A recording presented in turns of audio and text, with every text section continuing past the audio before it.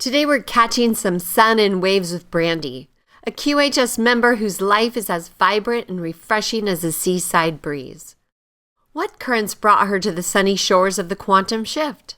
Let's surf behind the scenes to see the waves she's been riding. My name is Brandie. My family my ancestors, my mom's family's from Switzerland and Austria. My dad's family was from Poland and Hungary. The family heritage is that my family is Jewish. My mother's family escaped during World War II from Austria. They went through Africa, and my grandmother was pregnant with my mom during that time, and she and my aunt had malaria, and so that gave some family history of some other medical problems. My father's family was here in America since World War I. I was born in California, in Southern California, in February of '72. I was raised in Generation X. I grew up in Southern California in areas, the mountains. I lived in Lake Arrowhead and in Big Bear. I lived at the beach in Palos Verdes, Torrance, Mission Viejo, and Laguna Hills. I also lived in the desert in Riverside, Moreno Valley. When I was growing up, I started playing soccer when I was 5 years old and played all through high school. I did modeling from age 8 years old to 12, but I don't have much memory of that. I just know it happened because of modeling pictures.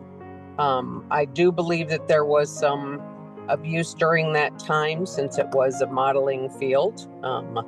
And I believe there was sex trafficking, but I can't prove it one way or the other. I do have random flashes and memory flashbacks. I did have a large chest and an hourglass figure for someone between the ages of 8 and 12. So my body was a little bit good for modeling, but probably not for other things as a child. I remember walking 2 miles to school. In both directions we had hills, and yes, it did snow in the wintertime. My parents had this 9-bedroom house where they bought it because they did a lot of turnover, fixing of houses before that was a thing. And we would close half the house off in wintertime because of the expense. It was terrible. My parents got divorced when I was 7. My mom raised us the best that she could. I have 3 brothers and myself. We used to visit my dad on weekends. He was a sheriff, and he loved to cause stress. He would pick me up at the bus stop and pull up behind the bus and have his lights flashing and have me go in the back of the car. And that was a little bit stressful. So on Mondays, people would always ask how the situation or what happened after that, because most people didn't know. My dad's house, I had a stepbrother and a stepsister and my stepmom there. He taught my brothers to be chauvinists, and the girls would do cleaning and fixing and taking care of the house while the males all sat and watched television. And my brothers, of course, married women that were submissive, which is kind of a shame. They're nice, but it's a shame. Anyways, I feel my mom loved and protected us.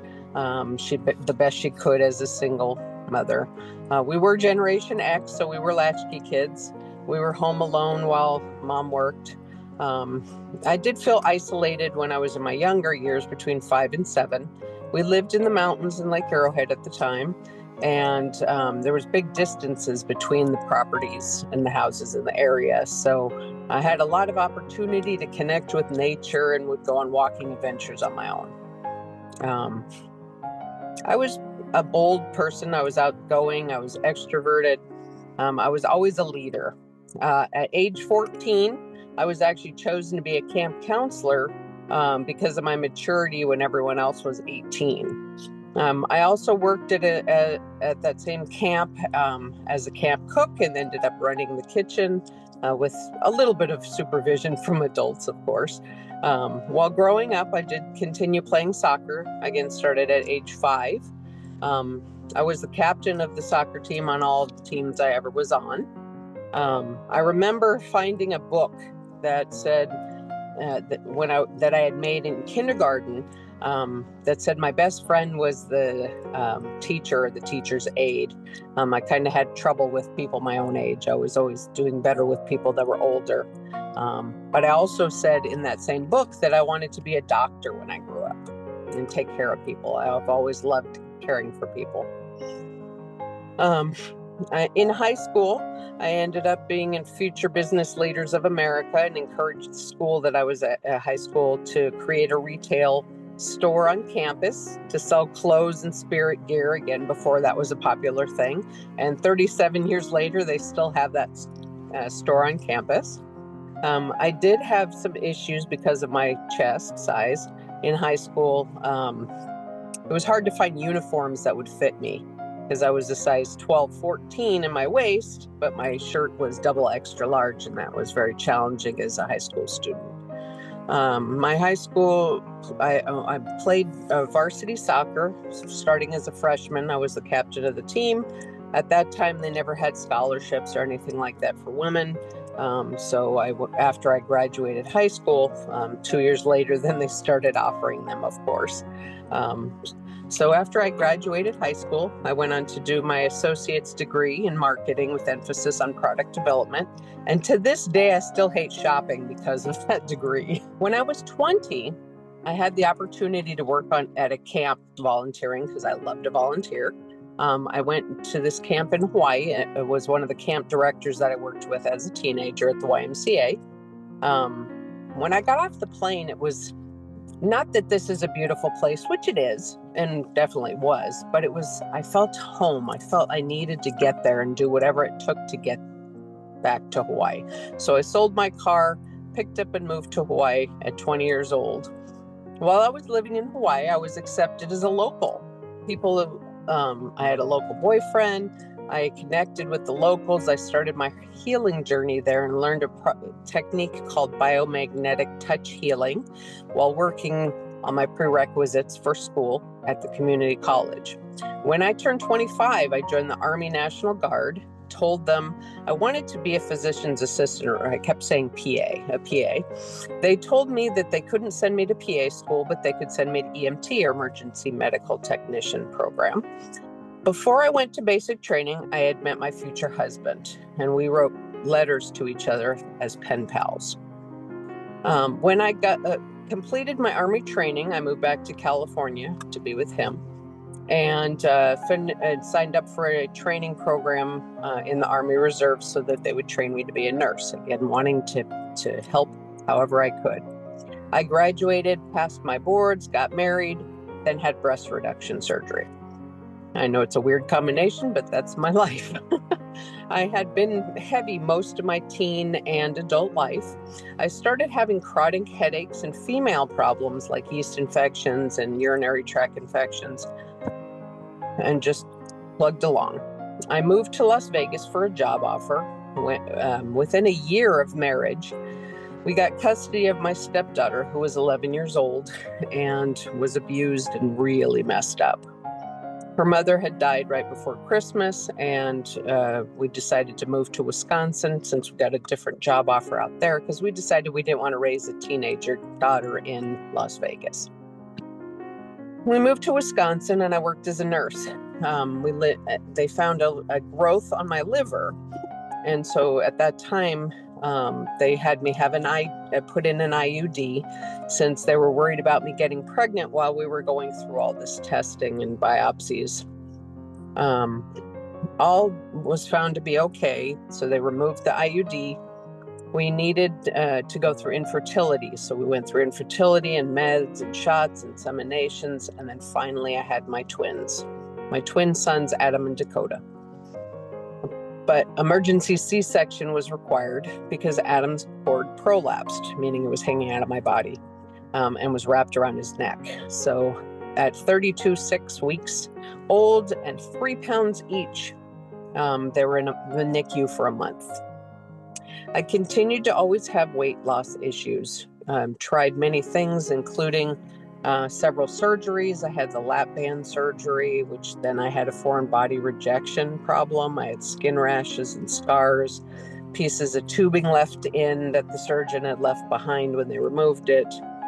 And all this time, the Army was complaining I was so heavy. They wanted me to they wanted me to lose 8 pounds a week. After 10 years of being in the Army, I still wanted to be a physician's assistant or a PA. And I told them I was willing to re-enlist as a nurse, which they told me they didn't need any nurses. But I said that I was willing to re-enlist as a nurse if I could get in the PA program. And they told me, oh, I'd have to apply to it just like everyone else. But of course, all these years, no one ever told me that. So 2 weeks after I was done, I got out and woke up with an epiphany and said, this whole time I've been wanting to be a PA. But a PA could be a practitioner of acupuncture. I had learned about acupuncture and healing. So the next week, I found 2 hours from where I lived in Wisconsin. They had a program. I had all the prerequisites that were required because I had been working on that. Got accepted in their program. And as I was in that program working on that, I was diagnosed with meningitis, making my migraines, sleep apnea, and increased chronic headaches, confusion, disassociation, dysthymia, low-grade depression, and lots of anxiety. I finally graduated after 4 years with my master's degree in Chinese medicine, acupuncture, and a bachelor's in nutrition. I passed my boards, and then I had gastric bypass surgery. I lost 100 pounds with that. I had a private practice for 2 years, very successfully, and worked as a nurse, both part-time. There was a lot of emotional trauma in my life. I found out at 4 years old that my sons were being abused physically and sexually by their sister, but couldn't prove it because of their age. So we secretly moved to Maryland, not telling her where we moved.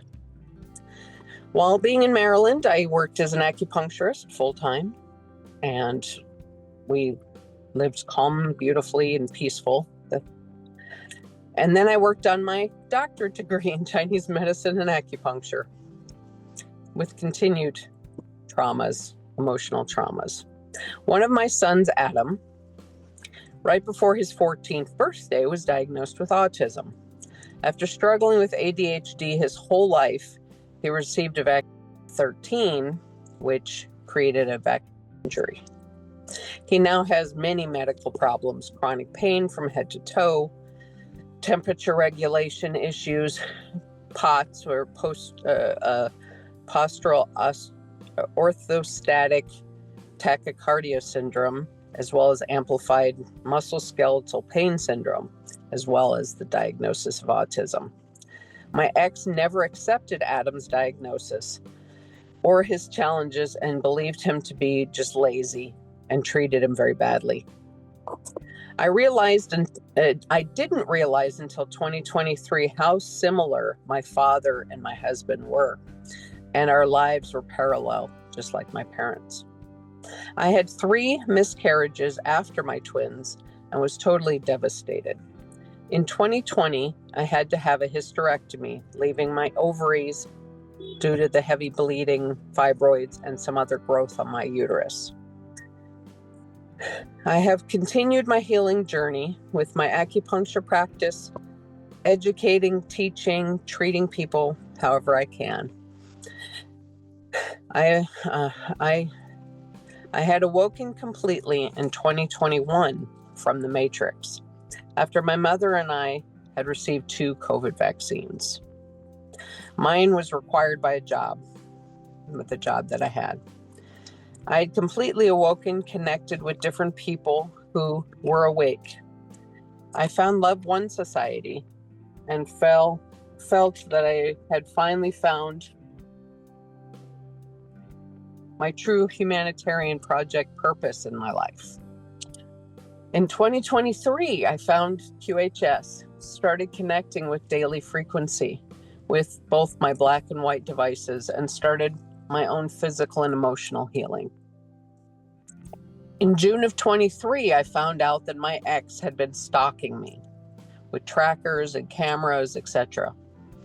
I had had a restraining order and had to file divorce. He moved down the street. He moved in with my best friends and they took his side. My divorce was finally settled in November of 24. In April of 24, I became the legal guardian of my son Adam. In June of 24, he and his brother both graduated high school. And my son Dakota joined the Army and is now overseas currently.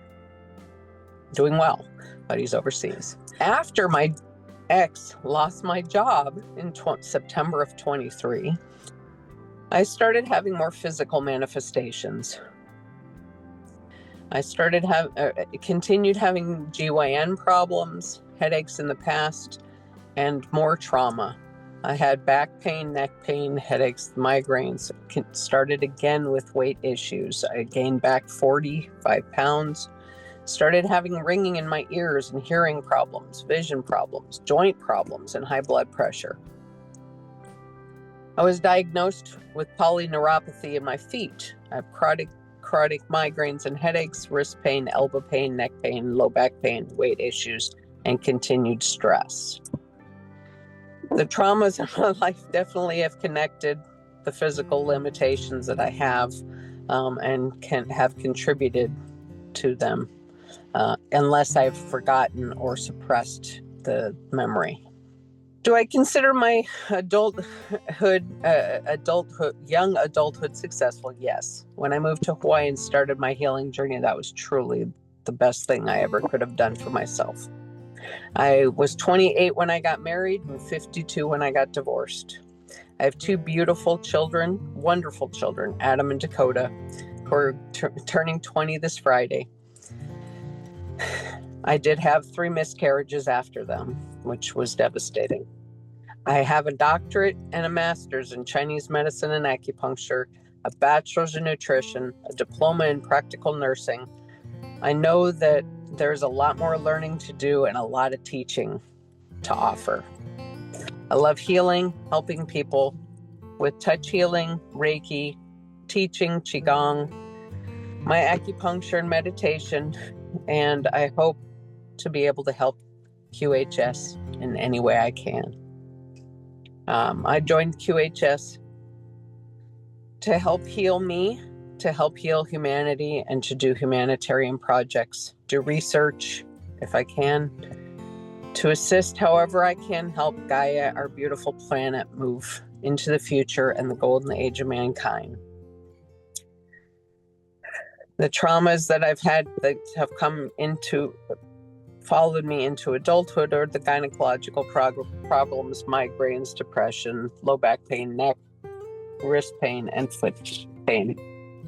The neuropathy that I have, the polyneuropathy that I have, makes it difficult to do a lot of standing these days. As a practitioner of acupuncture, it's rather challenging to not be able to stand for a long time period. So I've been unemployed ever since and on disability, or applying for disability.